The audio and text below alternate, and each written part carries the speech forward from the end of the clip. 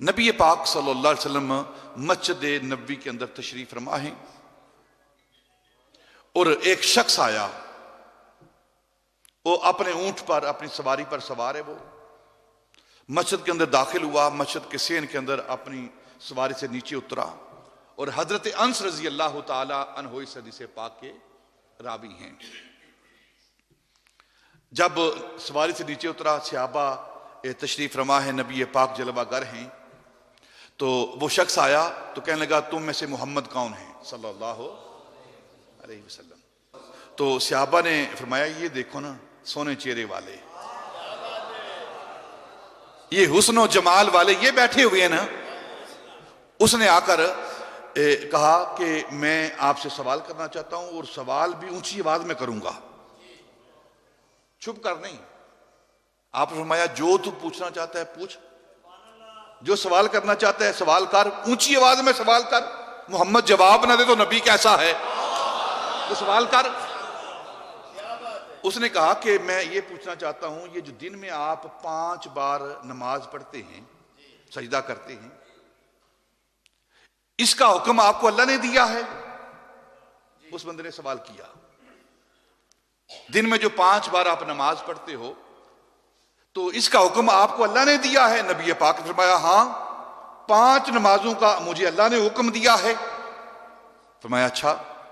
फिर उसने दूसरा सवाल किया, ये जो आप साहिब निसाब लोगों से, अमीर लोगों से पैसा लेकर गरीबों में तकसीम करने का हुक्म देते हो, यानी ज़कात, इसका हुक्म आपको अल्लाह ने दिया है?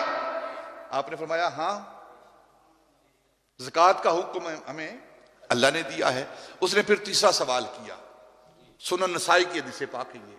तीसरा सवाल किया, ये जो माह रमजान के अंदर आप खाते पीते कुछ नहीं हो, जिसे रोजा कहते हो, इस रोजे के रखने का हुक्म आपको अल्लाह ने दिया है? तो आपने फरमाया हां, रोजे माह रमजान के रोजों का हुक्म हमें अल्लाह ने दिया है।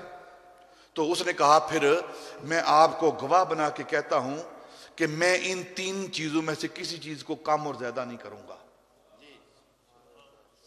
5 नमाजों का हुक्म आया है, नमाजें पढ़ूंगा। ज़कात का हुक्म आया है, ज़कात दूंगा। रोजों का हुक्म आया है, यानी जितने भी फराइज आपको अल्लाह की तरफ से आए हैं मैं उस पर अमल करूंगा।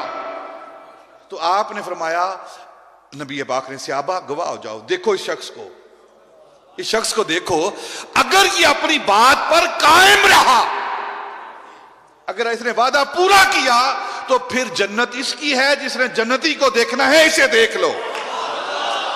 क्या मतलब है इस बात का कि जो 5 वक्ता नमाज पढ़ता है फर्ज समझकर, जो ज़कात देता है फर्ज समझकर, जो माह रमजान के रोजे रखता है फर्ज समझकर, जो हज करता है फर्ज समझकर, जब उस पर हज फर्ज हो जाता है तो गोया इन अमाल के बाद जन्नत उस पर वाजिब हो जाती है।